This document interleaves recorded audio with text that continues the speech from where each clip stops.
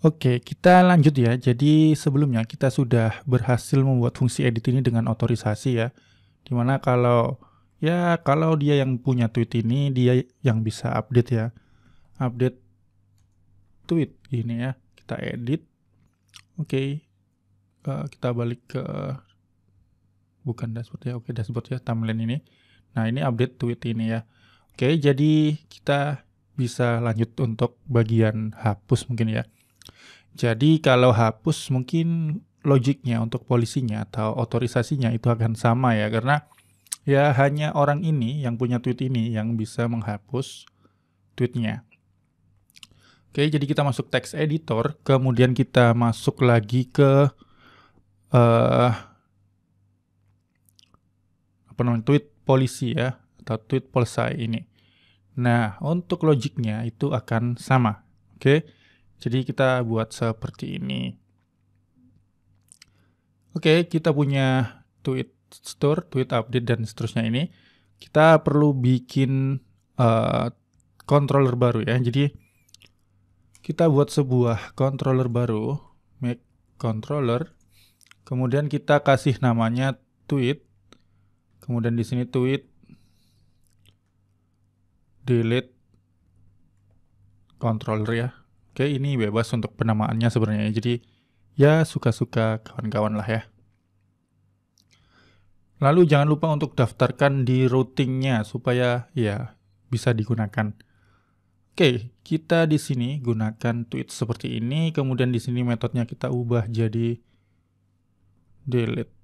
Oke, kemudian ada tweet di sini tweet destroy aja biar kita samakan dengan yang namanya resource-nya di Laravel aja ya. Oke, kita punya seperti ini, berarti kita juga harusnya sudah bisa gunakan fungsi ini untuk menghapus. Oke, kita jangan lupa ubah controllernya jadi tweet delete controller. Kemudian kita masuk ke sini. Oke, kemudian di sini kita akan kita ubah dulu di sini supaya nggak error ya, redirect response. Oke, kemudian di sini kita gunakan return redirect back. Oke, seperti ini. Kemudian kita coba sekarang buat fungsi menghapusnya ya. Jadi di sini kita mungkin nggak perlu request objek ini.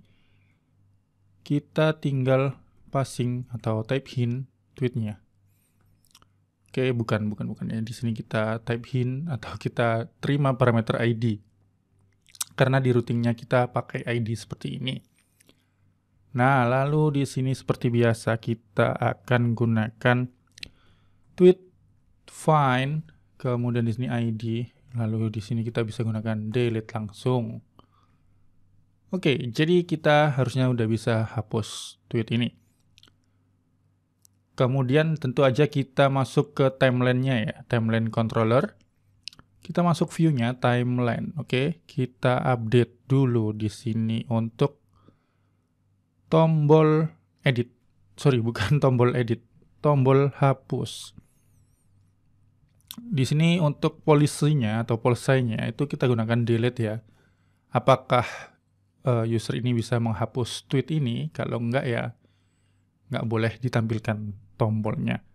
Nah, karena kita pakai metode delete, jadi di sini kita akan gunakan ya action dengan form ya.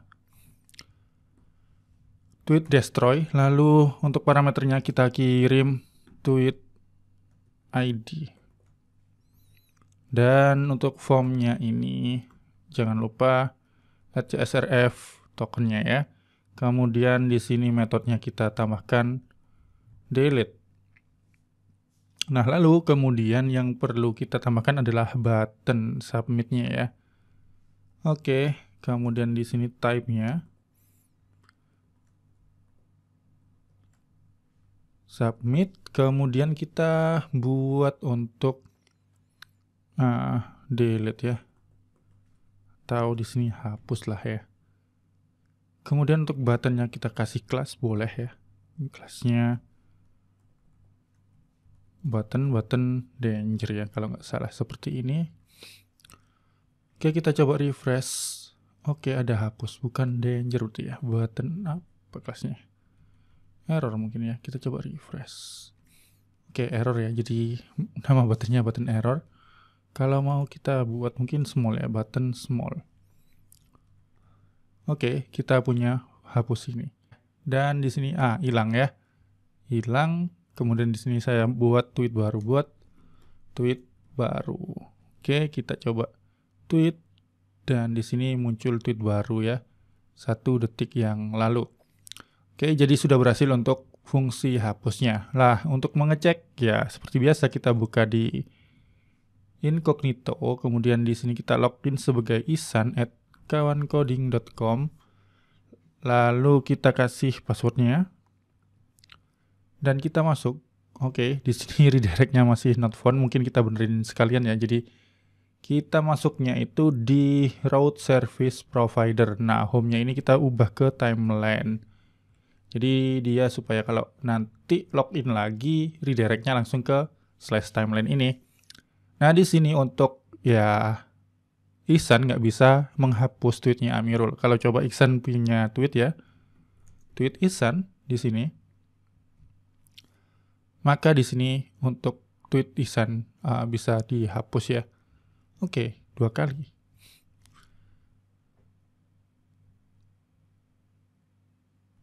Oke, enggak ya. Jadi tadi mungkin kepencet 2 kali. Oke, sekarang sudah berhasil. Jadi kalau bukan tweetnya Ihsan nggak bisa menghapus. Oke, seperti itu. Oke, sekalian kita coba untuk logout lalu login lagi ya. Apakah sudah betul gitu ya?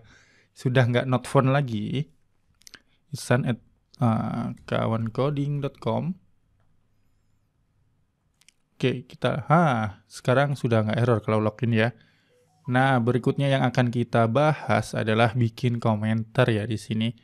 Jadi supaya tweet ini bisa dikomentari oleh orang lain dan kita akan juga belajar lagi tentang otorisasi tentunya ya. Jadi ya emang topik utamanya adalah CRUD dan otorisasinya ya. Jadi kalau komentar itu gimana sih perlakuannya ya? Ya nggak jauh beda sebenarnya, tapi cuma nanti kita akan belajar tentang ya otorisasi kalau ya untuk komentar itu gimana seperti itu. Jadi ada sedikit perbedaan ya walaupun nggak signifikan, tapi semoga bikin sebuah gambaran. Oke, kita lanjut di bagian berikutnya.